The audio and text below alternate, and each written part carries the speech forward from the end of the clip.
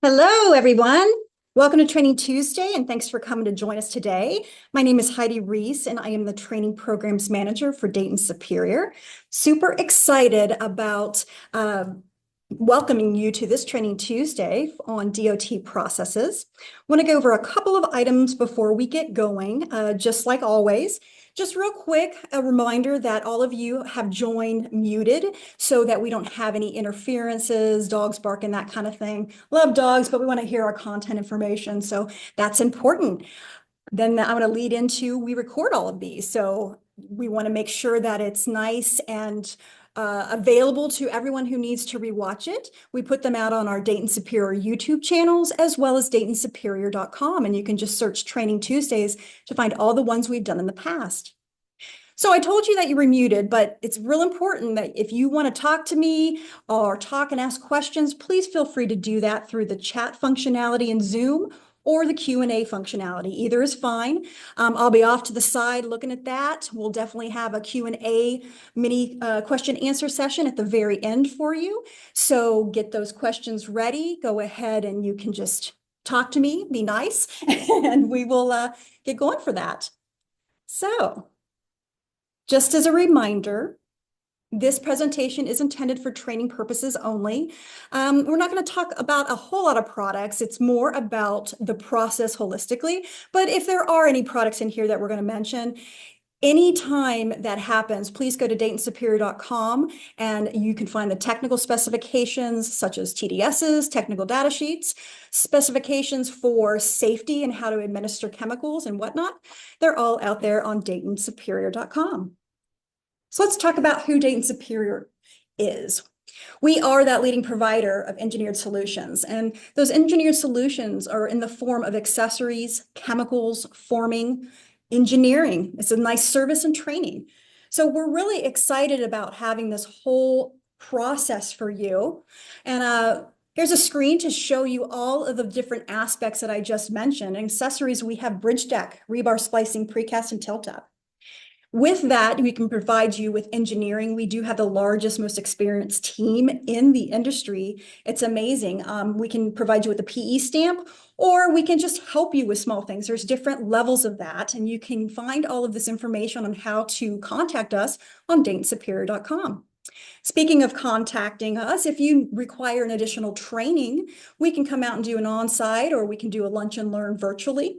We can customize those to meet the needs of your organization just contact us through training at DaytonSuperior.com, and Chuck and myself will get those emails and we'll give you a chat and find out exactly what you need. Okay. So getting to it, we're going to talk about understanding the DOT processes. DOT is Department of Transportation. And here to talk with us today, to discuss it, she's sitting right next to me, is our Market Development Analyst, Sarah Clark. And for those of you who may not know her, this is a good introduction. She has conducted past Training Tuesdays on Build America, Buy America, and we felt that it would be a very good combination of topics for this audience to keep on going with DOT. So let me tell you a little bit about our Miss Sarah. DOT Sarah is like what I like to call her. She loves that, right? Having earned a bachelor's degree in chemical engineering and a minor in environmental engineering from the University of Dayton, Sarah does play a crucial role within our teams for Dayton Superior. She liaisons with different business sectors within all of our company, but she also works externally with different testing groups to talk about our products, figure out the correct testing, and that'll come into play a little bit more. You'll understand that as she goes through this presentation. She is responsible for overseeing both the chemical and accessories when it comes to the DOT standards and processes. And that's not just for one state, but it's for all of them. So think about how extensive that is.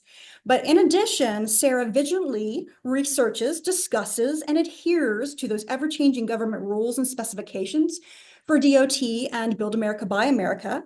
And hopefully that allows you the peace of mind, hopefully you know that all the products are correct, specified, and we have them on our website for you to see.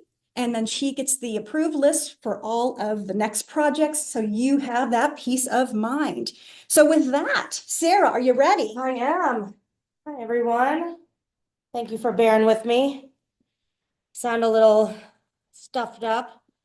So Build America, or not Build America. That's what I always do is Build America, Buy America. There is a shameless plug of Build America, Buy America in this presentation, but I'm going to talk about DOT approvals, what the process is. I'm going to explain Buy America, Build America, and how that works with the DOT. I really And like that you said beer. We're beer, talking about beer. Yeah. Build America, Buy America. Baba is why we call Baba, tongue twister. So without further ado, here we go.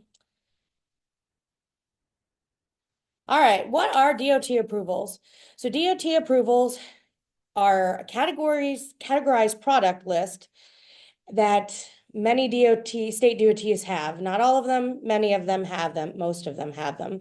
And it is a list of products that have been vetted by the state DOTs to have met the specifications and requirements for that particular state. It's important to note, you could hear people call them QPLs, APLs, MPLs, AMLs. So those have different names, but they are pretty much the approved product list for each state. So you've got qualified product lists, approved product lists, approved material lists, authorized material lists, and material producer lists. So they're basically the same thing. They're all approved lists, and your products, our products, need to be listed on them. So these are some examples. Georgia has a QPL. I didn't list all 50 states, so don't worry about it. Idaho. You have Texas has a material producer list. You have a special list for Alabama, approved product list for Arizona, authorized material list for Caltrans, and Florida has an APL as well. So here's my process. Here's the process for DOT approvals. First, you need to identify the products that you want to submit. Then you need to determine what testing is needed and what requirements each DOT has.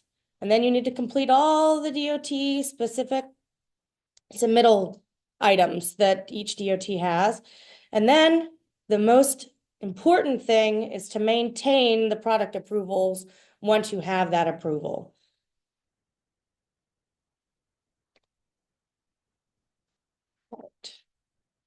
So the first step is to identify the products. So once you have identified your product that you want to submit, you need to look at the DOT specifications for the products. This is in every DOT has a standard for bridge and highway. There is certain criteria that is listed in all of those specifications that products need to meet.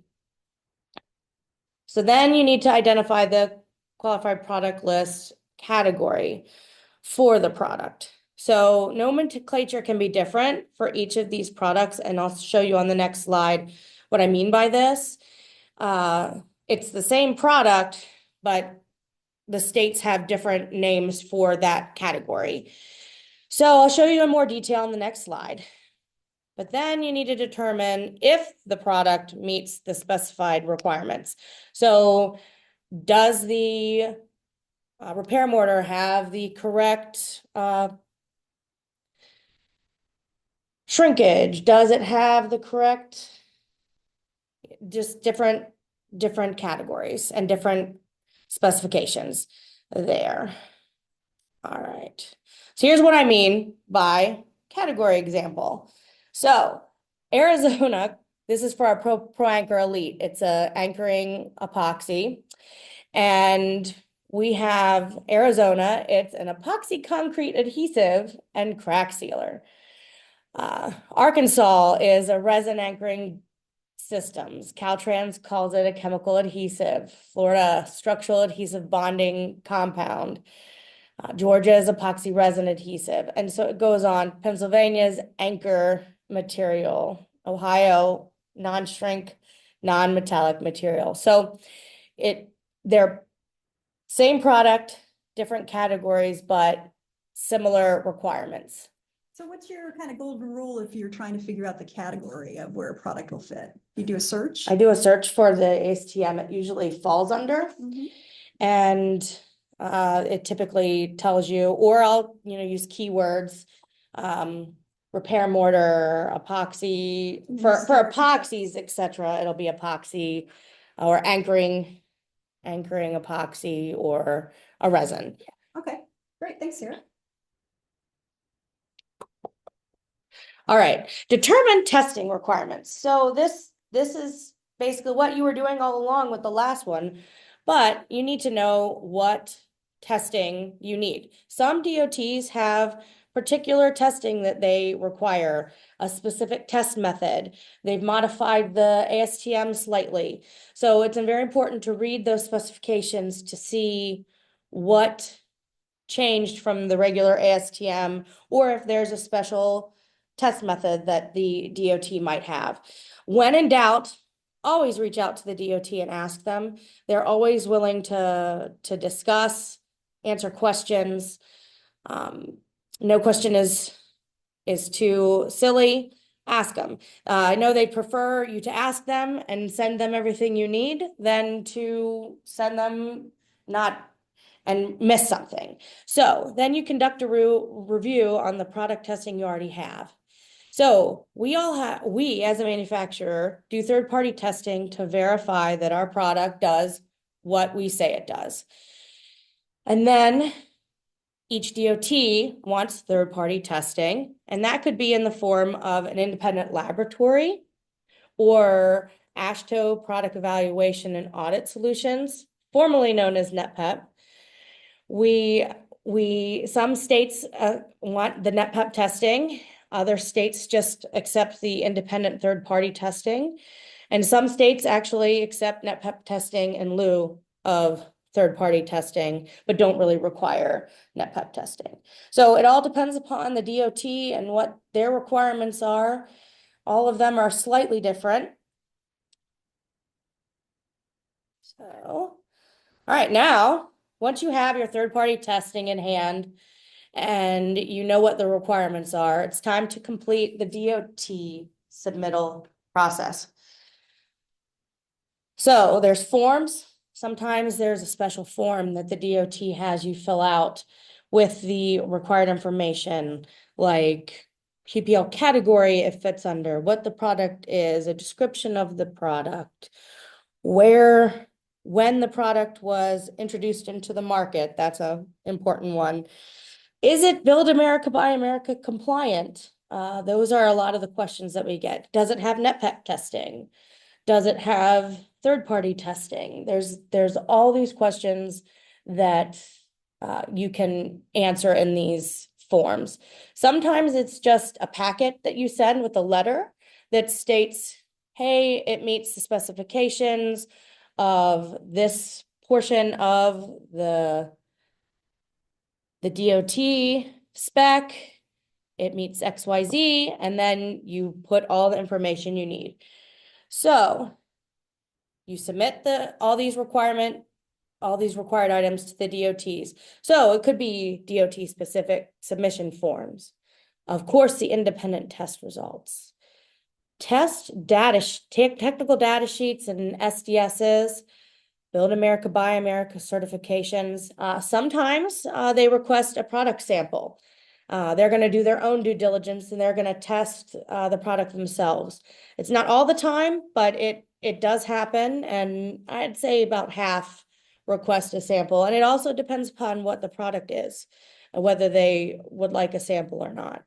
And then they go and test the sample for themselves to get your approval. I'll show an example of Arkansas's form here on the next slide.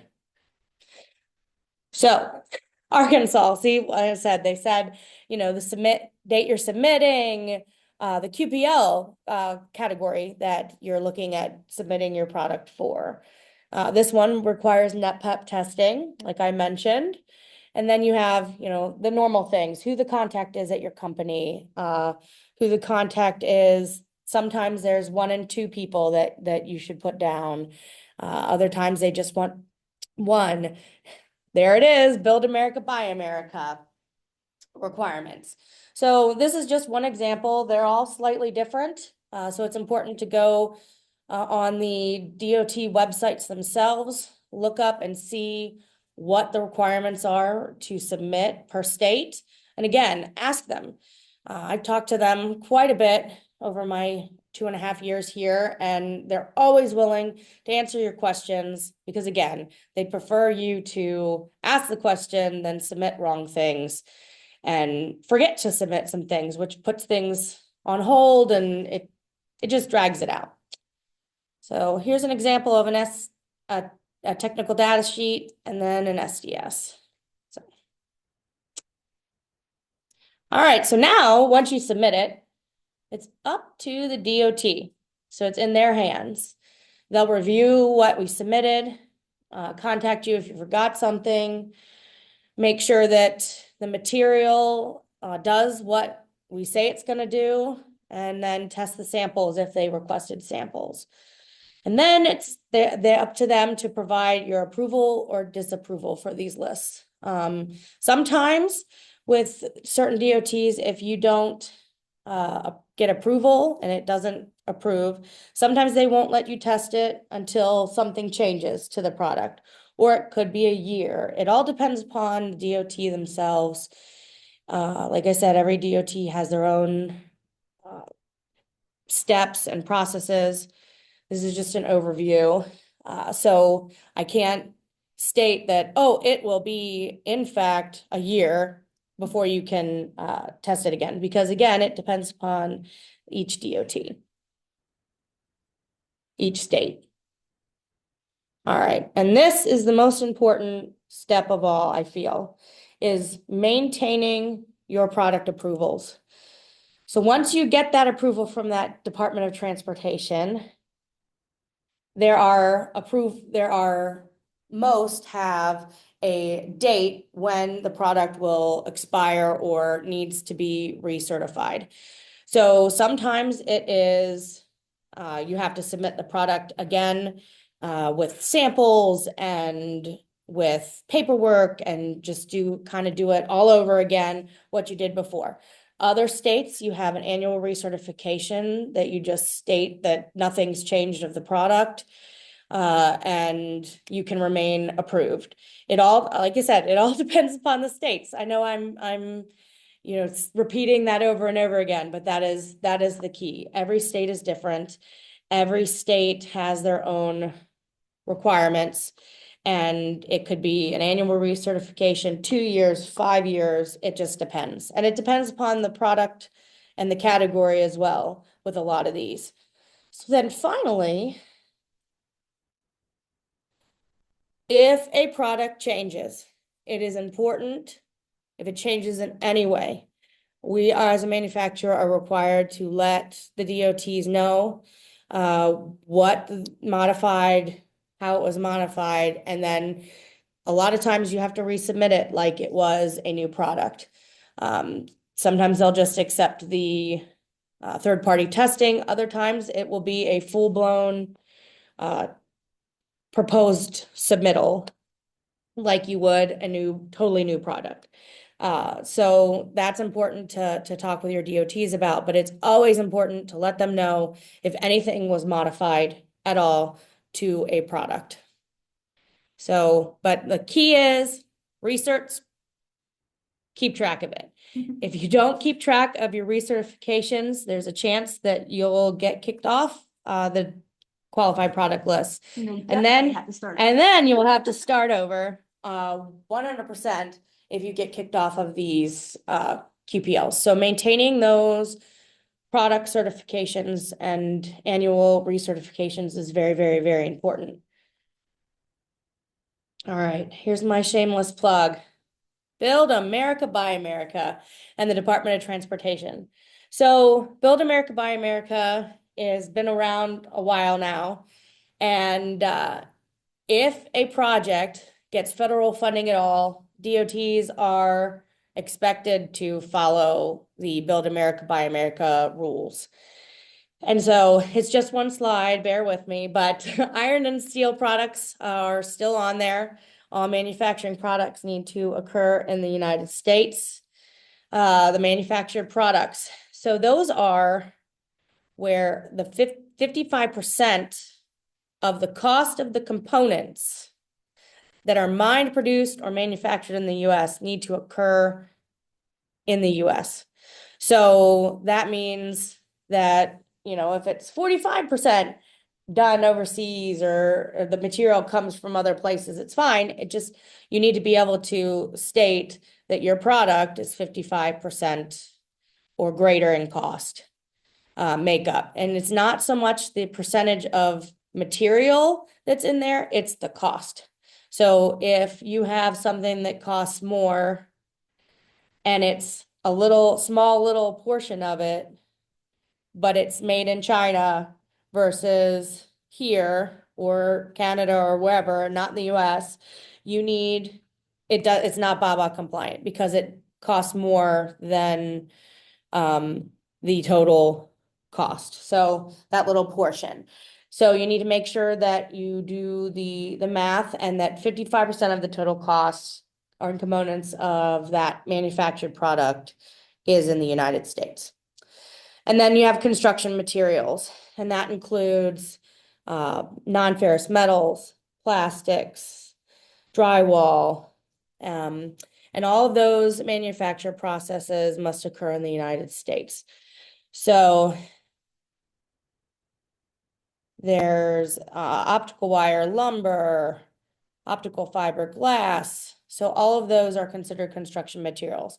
But then there's one more that didn't list is the 70917C. Now those are products like your sand, your gravel, your aggregate, your binding agents and additives in your concrete. Those are exempt from BABA. So these items do not need to be produced in the United States. However, if a material is combined with another, or it comes to the work site, such as precast concrete, it's considered a manufactured product. So then you have to make sure that it meets the 55%.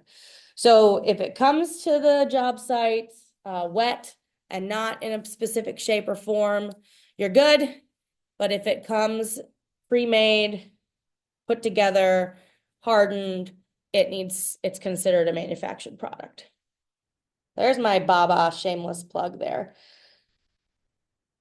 All right, so how can Dayton Superior help you? We have many, many resources, especially for Build America, Buy America. We have a landing page that has all of that information that I just talked about in length. We summarized the Build America, Buy America law, so you know what's going on. We update it as things change.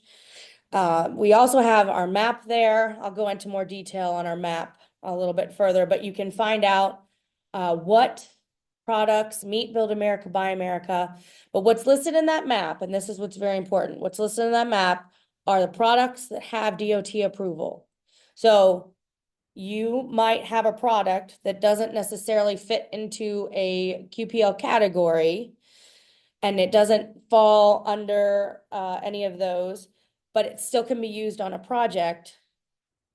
It may be BABA compliant. So if you have any questions on Build America, Buy America compliance, please contact customer service. We'll help you out. And then we can order. Now, it's also important to state that we have a lot of made-to-order materials, and some can be US and some can be non-US. And so when ordering, it's very important to state that you need a Build America, Buy America compliant or Buy America or Buy American compliant product, so that we can make sure that we help you in the way that you need. You know what's exciting is our MTO, CTO fellows are on this call right now. Wow. So there's your plug. So yeah, call them. They'll know. All right. So when you contact customer service, we'll supply you with certificates of compliances. Now that could be it meets XYZ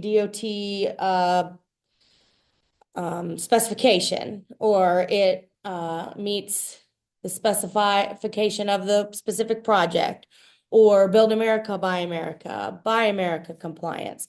We have a lot of different compliance letters that we do provide. So if you need a certificate of compliance, please contact customer service and we'll help you out. So we worked really hard to get a interactive map to make searching for DOT approvals and DOT approved products easier. So all that one needs to do is click the map, pick a state, click the map, and it will populate in Providence, because we have Canada there too. So you pick a state or province, and it'll populate what products are approved there.